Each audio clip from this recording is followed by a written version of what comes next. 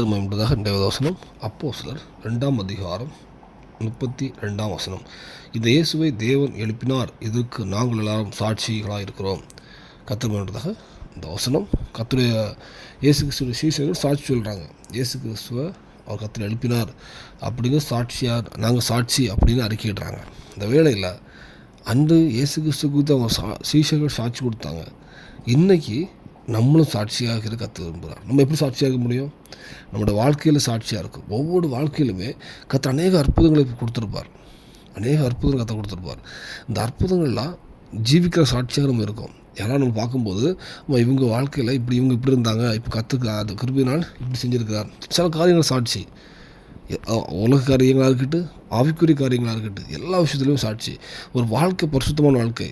இப்போ நம்ம சில பாவம் செய்ய மாட்டோம். ஏன் செய்ய மாட்டோம் அப்படி மற்றவங்க பார்த்தாங்கன்னா, நான் கர்த்தரை அறிஞ்சிருக்கேன், அவர் சொல்லியிருக்கார், சாட்சியாக இருக்கேன். ஏன்னா ஜீவனுள்ள தேவன். ஸோ அப்போ நம்ம அவருடைய கற்பனைப்படி வாழ்கவும் நம்ம சாட்சியாக இருக்கும். அவர் சொன்னபடி வாழ்வும் சாட்சியாக இருக்கும். உலக ரீதியாக சில அற்புதங்களை பெறும்போது நம்ம சாட்சியாக இருக்கும். எதுவாக இருந்தாலும் நம்மளும் இன்றைக்கி ஜீவிக்கிற சாட்சியாக இருக்கும்.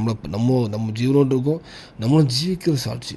நம்ம பார்க்குற எல்லா ஜனங்களும் கர்த்தர் அறியாதவனும் யாருன்னு பார்த்தாலும் மெய்யாகவே இவன் தேவனுடைய பிள்ளை, இவனோடு கர்த்தர் இருக்கிறார், இவன் ஆராதிக்க தேவன் மெய்யான தேவன், அப்படி ஒரு சாட்சியுள்ள வாழ்க்கையால் நம்ம தேவன் விரும்புகிறார். அன்றைக்கி அவருடைய சீஷர்கள் அவங்க சாட்சியாக வாழ்ந்தாங்க, வல்லமையாக தேவன் பயன்படுத்தினார். இந்த வேளையில் நம்மளும் ஒரு சாட்சியாக எல்லாவற்றிலுமே ஒரு சாட்சியாக இருக்க கர்த்தர் நம்ம அர்ப்பணிப்போம். கண்டிப்பாக நம்மளது பூமியிலும் சாட்சியாக நடத்துவார், பரலோகத்தை நம்மளை ஆயத்தப்படுத்துவார்.